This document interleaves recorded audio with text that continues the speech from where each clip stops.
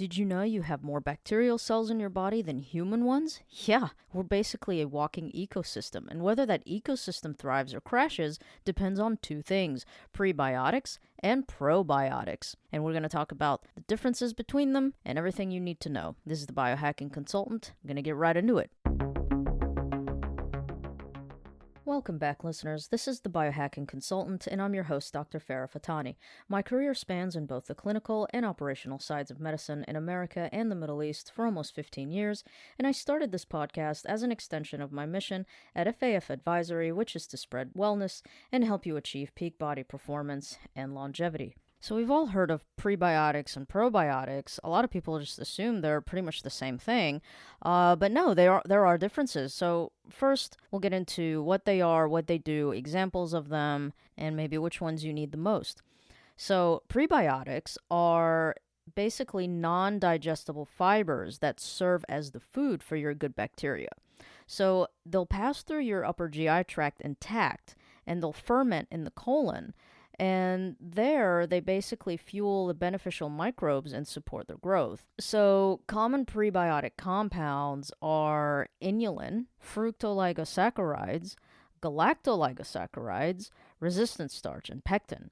And I'm going to give examples of each of these. So onions have inulin in them. For the fructooligosaccharides, you'll find those in garlic, bananas, asparagus. Galactoligosaccharides are found in legumes or breast milk. Resistant starch, that's found in potatoes, green bananas, lentils, oats. And pectin is found in apples and citrus fruits. So when you ingest these foods and you create these compounds, you'll produce short-chain fatty acids like butyrate, propionate, and acetate. And these short-chain fatty acids will in turn lower inflammation, improve your gut barrier function, and even impact your brain health. And that's via the gut-brain axis. And what is the gut-brain axis? So essentially, you have your vagus nerve that acts like a direct phone line between your gut and your brain. 80% of those sort of quote-unquote, we'll call them messages, travel from the gut to the brain. And your gut microbes produce neurotransmitters like serotonin, GABA, dopamine, and when your microbiome is out of balance, it can trigger inflammation or a stress response and can cause mood disorders like anxiety and depression. That's why gut health is actually very, very important because of that gut-brain axis.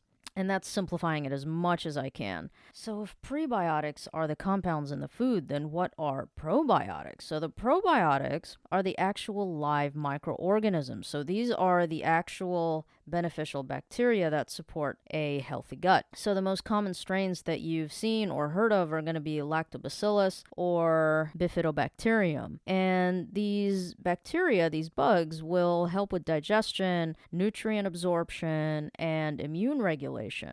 And so they'll also produce neurotransmitters of their own, like serotonin, and you'll find them in fermented foods like yogurt, of course. Kefir, of course, is a form of yogurt. Sauerkraut, kimchi, miso, and of course the supplements that are over the counter. But here's the thing, not all probiotics are created equal. So some strains are better for IBS, for example, irritable bowel syndrome, and others are better for immunity. So which one do you need most? Well, you need both because they work as a team. So think of it like this. So your probiotics are the seeds and your prebiotics are the fertilizer. So say you're taking probiotics but eating a diet with, say, zero fiber, you're not giving those bugs what they actually need to thrive. In fact, some studies will show that probiotics without prebiotics might not even make a meaningful difference. So you could be supplementing, and taking all these supplements and these probiotics, but you're not eating the right foods to get the prebiotics. And if you're going to supplement with probiotics, you want to introduce them in your body slowly because they can cause gas, bloating, and, especially if your system isn't used to it. You also don't want to take probiotics with hot liquids or alcohol because this could actually kill the bacteria that you want to introduce. And of course, always listen to your body. So if you want to level up your gut health, you want to diversify what you eat. So you don't want to just eat a little bit of yogurt and call it a day. You want to rotate some fermented foods.